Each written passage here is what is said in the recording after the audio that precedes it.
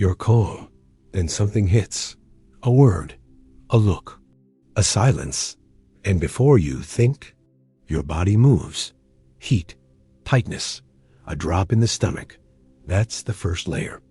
That first layer is not your philosophy. It's not your identity. It's not your true self. It's a reaction. Now watch what happens next. A second later, a sentence appears inside you. They don't respect me. I'm not safe. I'm failing. That sentence is the second layer. That's not an emotion. That's a meaning. And meaning is where your power lives. Today, I'm going to give you a clean distinction, then a way to use it in real life. Not in a cave, not in a perfect mood. In the moment it matters. Because a lot of people try to control emotions directly, and they lose every time.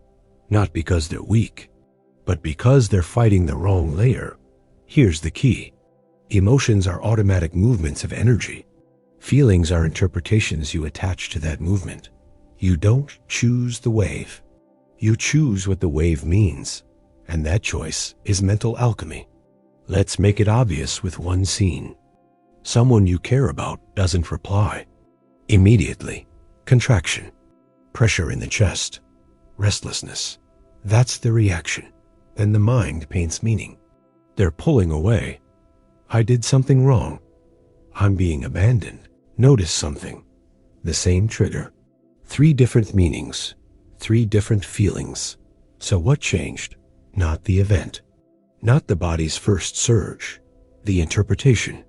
That's why 2 people can live the same day and experience completely different inner worlds. Now, if you're a practitioner, you already know this pattern. You've seen how one thought changes the entire weather inside you. You've seen how one meaning can poison a room or purify it. The tradition calls this using the higher against the lower, not denying the lower, not pretending you're above it, but steering it. So let's open the inner laboratory. There are 7 laws you can feel working in real time, not as theory, as mechanics. First, everything swings. You get courage, then fear, clarity, then doubt, love, then irritation. That's not failure. That's the pendulum. The mistake is to identify with the swing. I'm anxious, so I am anxiety. No, you're witnessing a rhythm. The skill is to step half a pace back, to let the swing exist, without letting it steer. Second, the swing is vibration. It's a frequency in the nervous system. Fast, loud, heavy, sharp. You can feel it. And here's the subtle truth. You don't think your way out of vibration. You transmute it by changing what you're tuned to. Because the mind doesn't only describe reality, it selects reality. It frames it. It gives it shape. Third, polarity. Most people think they have to jump from fear to peace, from anger to love, from insecurity to confidence. They try to teleport. That fails. Polarity is a sliding scale. Same substance, different degree. You transmute by moving 1 notch at a time. So instead of I must be calm, you move to I'm activated, but I can stay precise. Not bliss, precision. That single shift is already alchemy. Fourth, cause and effect. Most people live like an effect. They get hit by the world. Then they call that truth. But you can be a cause, not by controlling everyone. By choosing your inner cause. Interpretation. Because interpretation changes the next action. And the next action changes the world you live in.